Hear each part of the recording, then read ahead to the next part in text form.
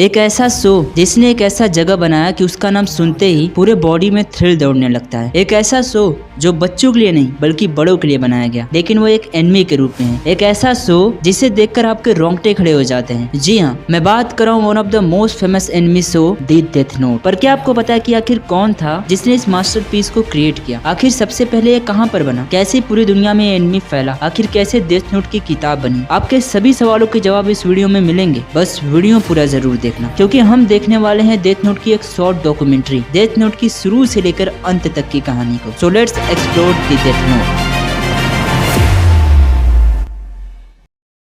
Development of death note. Death note एक Japanese मांगा series है जिसको सुगमी ओहवा और ताकेशी ओबाटा के द्वारा क्रिएट किया गया था। डेथ नोट का कॉन्सेप्ट शिनिगामी और उसके कुछ रूल से ही लिया गया है। जापानीज कल्चर के अनुसार शिनिगामी यानी एक सुपर नेचुरल स्पिरिट या फिर एक गॉड जो ह्यूमन को डेथ की तरफ ले आता है। जब सुगमी ओहवा ने अपना सबसे पहला पायलट चैप्टर को पब्लिक किया, फिर जो हुआ उसने डेथ नोट को जन्म दिया। पायलट चैप्टर यानी एक बड़ी सी स्टोरी को पब्लिक करने से पहले उसके कैरेक्टर, थीम्स और प्लॉट एलिमेंट की एक छोटी सी शॉर्ट आउट, ताकि जब स्टोरी क्रिएट किया जाए तो लोगों को इसके बारे में थोड़ा बहुत पता हो। जब उन्होंने देखा कि पब्लिक में सस्पेंस थ्रिलर सीरीज की काफी कमी है और जब death note pilot chapter public हुआ और लोगों को इतना पसंद आया, तो फिर डेथ नोट को एक रेगुलर मांगा सीरीज बनाया गया। फिर क्या, फिर उसके बाद थंबनेल, डायलॉग, पैनल और बेसिक ड्राइंग को क्रिएट करना शुरू किया गया। क्रिएट होने के बाद उसे ताकेशी ओबाटा, जो कि डेथ नोट के आर्टिस्ट है, उन्हें चेकआउट करने के लिए भेजा जाता है। स्क्रिप्ट एंड पैनल लेआउट सब कुछ अच्छे से होने के बाद Takeshi Obata expression and camera angle को ध्यान में रखकर फाइनल आर्ट वर्क क्रिएट करते हैं और सुगमी ओहवा टेक्स्ट, डायलॉग, इन सब चीजों को मैनेज करते हैं। ये सब करने में उन्हें लगभग सप्ताह के 4 से 5 दिन एक मैगजीन में एक स्टोरी को बनाने में लग जाते थे। एक फन फैक्ट सुनो, ओहवा एंड ओबाटा जो कि सीरीज के लेड क्रिएटर हैं, ये दोनों रेयरली ही आपस में एक दूसरे से मिलते थे। पूरे सीरीज के मेकिंग के दौरान ये कभी नहीं मिलते थे, सिर्फ अपने एडिटर से आपस में डिस्कशन कर लेते थे, लेकिन ये एक दूसरे से कभी मिलते नहीं थे। ये दोनों सबसे पहली बार जनवरी 2004 में एक एडिटोरियल में एक दूसरे से मिले थे, दी नोटबुक। इस कहानी का सबसे बड़ा किरदार इस कहानी का बुक डेथ नोट खुद था, एक ब्लैक नोटबुक जिसमें बहुत सारी इंस्ट्रक्शन लिखी होती है, जिसे रूल्स ऑफ डेथ नोट कहा जाता है, जिसका सिंपल सा मतलब था कि अगर कोई भी इसका इस्तेमाल करके किसी का नाम इस नोटबुक पे लिखता है तो फिर उसकी मृत्यु हो जाती है। कंडीशन सिर्फ इतना है कि जिस भी शख्स का नाम लिखा जाएगा, ओनर को उस शख्स के नाम के साथ साथ उसका चेहरा भी याद होना चाहिए, वरना सिमिलर नेम्स वाले लोग भी अफेक्टेड हो सकते हैं। सुजुकी कानेको, जो कि death note live action movie के जापानीज फिल्म डायरेक्टर है, उनके अनुसार कि ये जो आइडिया है कि किसी का नाम भी डेथ नोट पर लिखने से उसकी मृत्यु हो जाएगी, ये कि एक शब्द में किसी स्पिरिट का आना, फिर उस शब्द के थ्रू उस व्यक्ति की मृत्यु हो जाना, एक जापानीज कॉन्सेप्ट है, इसलिए इसे एक जापानीज स्टोरी बताते हैं। Themes of death note.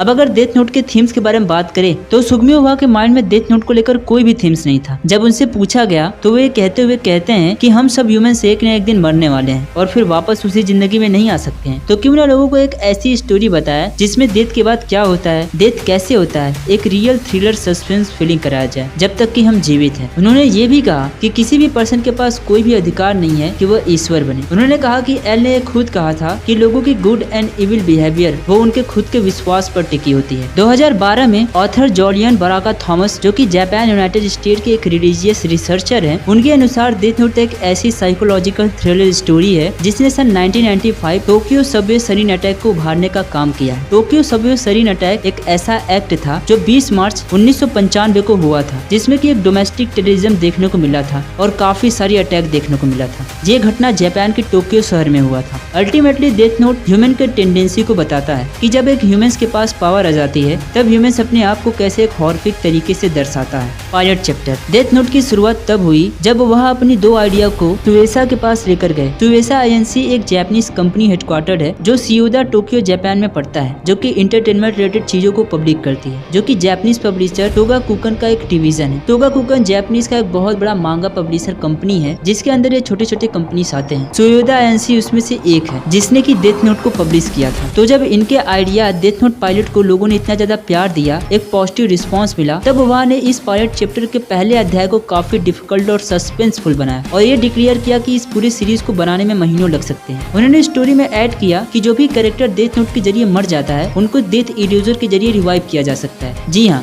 एक डेथ इरेजर भी इसमें मौजूद है। स्टोरी एक्सेप्ट होने के बाद जब ये स्टोरी ओबाटा के पास पहली बार गई तो उन्हें तो पहली बार कुछ समझ में ही नहीं आ रहा था। बस उन्होंने सुना था कि शिनिगामी नाम की एक हॉरर स्टोरी फीचरिंग की जा रही है, तो फिर जुट गए काम में और जैसे जैसे पॉपुलरिटी बढ़ती गई वैसे वैसे स्टोरी बनती गई। बिगिनिंग ऑफ मांगा एडॉप्टेशन। इस सीरीज को सुगमी ओबा और ताकेशी ओबाटा के द्वारा कंप्लीट करने के बाद इस मांगा सीरीज को सुएसा वीकली शोनेन जंप, जो कि जापान का एक वीकली मैगजीन है, उसके शोनेन मांगा कैटेगरी में पब्लिश किया जाने लगा। शोनेन मांगा एक मांगा की ऐसी कैटेगरी होती है जो सिर्फ 18+ या एडल्ट लोगों को टारगेट करती है। जी हाँ, इसमें भी काफी कैटेगरी होती है। इसके बारे में भी आगे कभी वीडियो बनाऊंगा। फिलहाल आगे चलते हैं। इस सीरीज को दिसंबर 1, 2003 से मई 15, 2006 में प्रोड्यूस किया गया था। इस सीरीज में टोटल 108 चैप्टर पूरे 12 टेंकेबोन वैल्यू में कलेक्ट किए गए थे। टेंकेबोन यानी एक बुक को रिफर किया जाता है और ये सेल्फ इंडिविजुअल बुक होता है जो कहीं से एक्सट्रैक्ट नहीं किया होता है बल्कि खुद ही बनाया गया होता है। ये सारे चैप्टर 2 अप्रैल 2004 से लेकर 4 जुलाई 2006 तक रिलीज कर दिया गया था। इस सीरीज के खत्म होने के बाद 9 फरवरी 2008 में एक वन शॉट स्टोरी को वीकली शोनेन जंप में रिलीज किया गया, जिसे सी कीरा स्टोरी का नाम दिया गया था, जिसमें कि कीरा के मरने के 2-3 साल बाद की कहानी बताई गई होती है। यानी कि स्टोरी के एपिलॉग खत्म होने की बाद की कहानी बताई गई होती है, जिसमें कि एक नए कीरा को इंट्रोड्यूस किया जाता है और उसका रिएक्शन पुराने वाले कीरा से देखने को मिलता है। बहुत सारे डेथ नोट को रिलीज किया गया। 18 मार्च से लेकर 19 अगस्त 2014 के बीच में 7 और भी टेंकोबोन यानी बुक्स को रिलीज किया गया और 4 अक्टूबर 2016 को सभी 12 ओरिजिनल मांगा वॉल्यूम और उसके साथ ही साथ फरवरी 2008 में रिलीज हुई वन शॉट स्टोरी को भी एक सिंगल एडिशन में रखा गया, जिसे कि ऑल इन वन एडिशन कहा गया और एक सिंगल बुक में इस सीरीज को लाया गया, जिसमें टोटल 2400 पेजेस लगे थे। अप्रैल 2015 में विज मीडिया एलसीसी, जो कि एक मांगा पब्लिशर एंड एनिमी डिस्ट्रीब्यूटर है, जो कि कैलिफोर्निया के सैन फ्रांसिस्को में एक इंटरटेनिंग हेडक्वार्टर कंपनी है, उन्होंने डेथ नोट सीरीज को नॉर्थ अमेरिका में इंग्लिश लैंग्वेज में रिलीज होने का लाइसेंस दे दिया और लाइसेंस मिलते ही 10 अक्टूबर 2009 से लेकर 3 जुलाई 2007 तक डेथ नोट के 12 वॉल्यूम को रिलीज किया गया। फिर उसके बाद जैसे जैसे पॉपुलरिटी बढ़ी, 28 दिसंबर 2010 से लेकर 1 नवंबर 2011 के बीच डेथ नोट मांगा को वापस से 6 वॉल्यूम में सभी लोगों के लिए अलग अलग एडिशन और इंग्लिश लैंग्वेज के साथ साथ कई सारे अलग अलग भाषाओं में ब्लैक एडिशन के साथ साथ पूरे वर्ल्ड में रिलीज किया गया और 6 सितंबर 2017 को ऑल इन वन शॉट को पूरे अमेरिका में रिलीज किया गया। डेथ नोट सीरीज काफी ज्यादा फेमस होती जा रही थी। इसकी पॉपुलरिटी दिन ब दिन बढ़ती जा रही थी। जब डेथ नोट को अमेरिका में रिलीज किया गया था तब उसके कुछ साल पहले 13 अक्टूबर 2006 को एक एडिशनल गाइड बुक को भी रिलीज किया गया था, जिसे death note 13 how to read and data related to series को बताया गया था, जिसमें कि ऑलमोस्ट सभी चीजों को मेंशन किया गया था, जैसे character name, creator interview, behind the scenes और पायलट चैप्टर को भी बताया गया था। जून 2019 में सियुसा ने अनाउंस किया कि डेथ नोट की सीरीज का एक नया वन शॉट चैप्टर को पब्लिश किया जाएगा। 30th work anniversary Takeshi Obata exhibition never completed का एक इवेंट चलाया गया, जो कि 13 जुलाई से 12 अगस्त 2009 तक चला था। Title death note special one shot, जिसमें लगभग 27 पेजेस कंटेन हुए चैप्टर को 4 फरवरी 2020 को Jump Square magazine and America Viz website पर रिलीज किया गया, जिसमें डेथ नोट का एक शॉर्ट स्टोरी वॉल्यूम को प्रोड्यूस किया गया था, जिसमें फरवरी 2008 one shot chapter the special one shot the pilot chapter and the L Wammy's House को भी 4 फरवरी 2021 तक रिलीज किया गया। Beginning of light novel. Death Note manga series को लाइट नॉवेल एडॉप्टेशन में भी लिखा गया और जिसे जापान के एक novelist, manga author and screenplay writer Nisio Isin ने लिखा था, जिसका नाम दिया गया Death Note Another Note the Los Angeles baby murder case. 1 अगस्त 2006 को सियुसा ने इस नॉवल को रिलीज किया। ये सीरीज बिल्कुल ओरिजिनल स्टोरी पर ही बेस्ड थी, बस इस सीरीज में मेलो और नामी मिश्रा को इंट्रोड्यूस किया गया था। साथ ही साथ बेबी मर्डर केस के बारे में भी बताया गया था। इसमें एल के साथ साथ Mello, Beyond Birthday, Matt's and Near, इन सब की बॉटली और फेंस से लेकर जीनियस तक की सफर को बताया गया। 19 फरवरी 2008 में इसको इंग्लिश में भी रिलीज किया गया। दिसंबर 25, 2007 को L change the world story को भी नॉवल एडॉप्टेशन में लाया गया और जिसमें एल से जुड़ी कई और दिलचस्प बातों को बताया गया। Beginning of enemy. अक्टूबर 4, 2006 को तेत्सुरो आराकी, जो कि एक जापानीज एनिमेटर और डायरेक्टर है, उनके साथ मैड हाउस, जो कि एक जापानीज एनिमेशन स्टूडियो है, डेथ नोट को एनिमी एडॉप्टेशन में बनाकर उसे निप्पन टीवी पर रिलीज किया गया, जो कि एक जापानीज कंपनी है। इस टीवी चैनल पर ब्रॉडकास्ट किया गया। 27 जुलाई 2007 को इस एनिमी को समाप्त किया गया, जिसमें टोटल 37 एपिसोड मौजूद थे। इस सीरीज को मैड हाउस, निप्पन टेलीविजन, सियुसा, डी&D ड्रीम पार्टनर के द्वारा को प्रोड्यूस किया गया। नॉर्थ अमेरिका में विज के द्वारा लाइसेंस लिया गया और जिसके साथ नॉर्थ अमेरिका में इसे लीगली डाउनलोड किया जाने लगा, लेकिन अभी भी एनिमी जापान में चल रही थी। जो भी एपिसोड डाउनलोड किए थे वो तो ओरिजिनल जापानीज ही था, लेकिन इंग्लिश टाइटल के साथ मौजूद था। फिर उसके बाद इसके DVD को भी प्रोड्यूस किया गया और वो भी इंग्लिश डबिंग के साथ, जिसको कि ब्रिटिश कोलंबिया में स्थित Canadian media and voice editing company ocean production INC के द्वारा प्रोड्यूस किया गया। 20 नवंबर 2007 को original Japanese audio track with optional English subtitle के साथ एनिमे एक्सपो, जो कि लॉस एंजलिस में पड़ती एक अमेरिकन एनिमे कॉन्वेंशन है, उसमें रिलीज किया गया। उसके बाद 2007 में कॉमिक कॉन इंटरनेशनल, जो कि एक international comic convention and multi general entertainment media company है, उसमें भी रिलीज किया गया, जिसमें कि 15,000 कॉपीज ऑफ DVD को पूरी दुनिया में फैलाया गया और ऐसे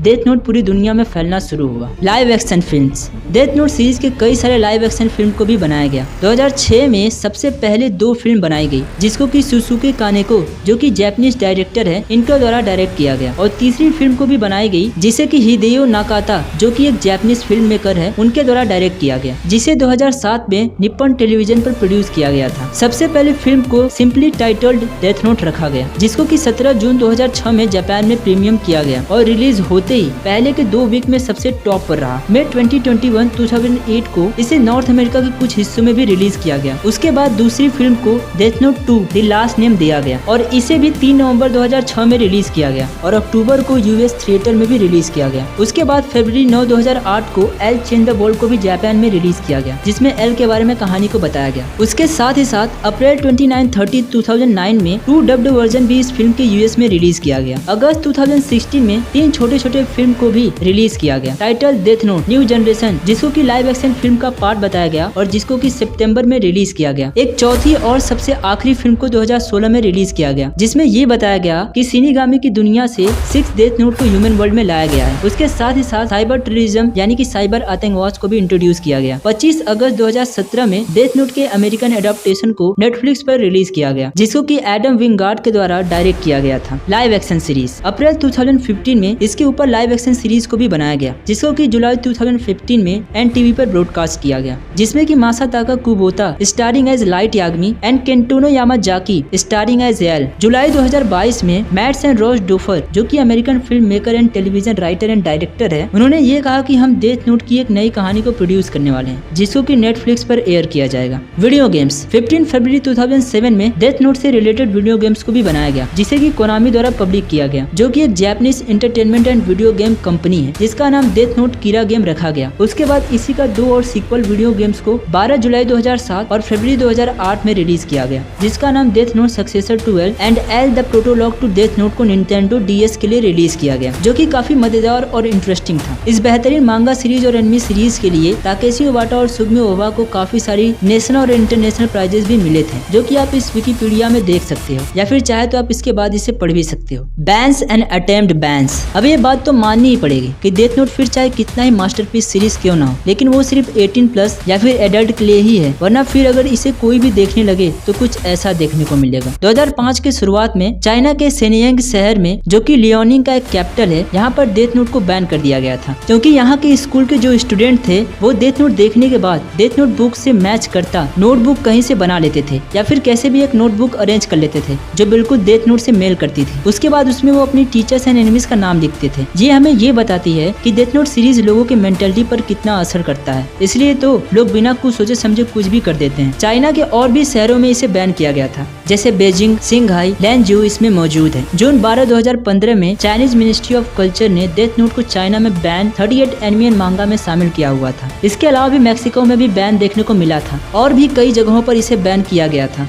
imitations of series. Death note कितना सेंसिटिव है, अगर उसे अच्छे से मैच्योर लोग ना देखे वो आप इस पॉइंट से अंदाजा लगा सकते हो। सितंबर 28 2007 में 2 नोटबुक लिखा गया, वो भी लैटिन कैरेक्टर में, जिसका स्टेटमेंट था वातासी व कीरा देश, यानी अगर हम इसको इंग्लिश में ट्रांसलेट करें तो जिसका मतलब आएगा दैट आई एम कीरा, जो कि बेल्जियम में देखने को मिला था और जिसकी वजह से वहाँ पे 4 लोगों को पकड़ा गया था क्योंकि उन्होंने कुछ कत्ल किए थे, मर्डर किया था, और इसलिए इसे मांगा मर्डर भी कहा जाता है। 2007 में यूनाइटेड स्टेट के वर्जीनिया में पड़ता एक सिटी रिचमॉन्ड सिटी, जहाँ के फ्रैंकलिन मिनिस्ट्री स्कूल में एक सीनियर को सस्पेंड किया गया था क्योंकि उसने डेथ नोट की तरह ही एक डुप्लीकेट नोट को बनाया था और जिसमें कुछ स्टूडेंट का नाम भी लिखा था। और इतना ही नहीं बल्कि वहाँ के प्रिंसिपल ने इसके पेरेंट को एक लेटर भी लिखा, क्योंकि इसने एक वेबसाइट बनाई थी जहाँ स्टूडेंट आकर वो उन लोगों का नाम लिख सकते हैं जिसे कि वो मारना चाहते हो। ऐसे ही साउथ कैरोलिना, जो कि यूएस के साउथर्न ईस्टर्न में पड़ता एक स्टेट है, वहाँ पर भी ऐसी घटनाएं देखने को मिली थी। इतना ही नहीं बल्कि ऑस्ट्रेलिया के भी कई सारे के स्कूल में डेथ नोट बुक से रिलेटेड कई सारी घटनाएं देखने को मिली थी। तो आप सोच सकते हो कि इसका इम्पैक्ट कहाँ तक पड़ा था। और ये सब मैं अपने से नहीं बोल रहा हूँ, ये सभी घटनाएं विकिपीडिया में लिखी गई है। आप चाहे तो इसे जाके चेकआउट कर सकते हैं। और ये पूरी इन्फॉर्मेशन भी ऑफिशियल विकिपीडिया से लिया गया है। तो प्लीज कमेंट करने से पहले आप खुद चेकआउट कर सकते हो। अगर आपको वीडियो पसंद आई तो वीडियो को लाइक और शेयर जरूर करना, और ऐसे ही और भी एनिमे डॉक्यूमेंट्री देखने के लिए चैनल को भी सब्सक्राइब करके बेल आइकन जरूर दबा देना, क्योंकि मैं ऐसे ही आपके लिए कंटेंट लाता रहता हूँ। तो तब तक के लिए मैं मिलता हूँ आपसे एक अगले टॉपिक के साथ अगले वीडियो में। तब तक ख्याल रखिए, बाय बाय।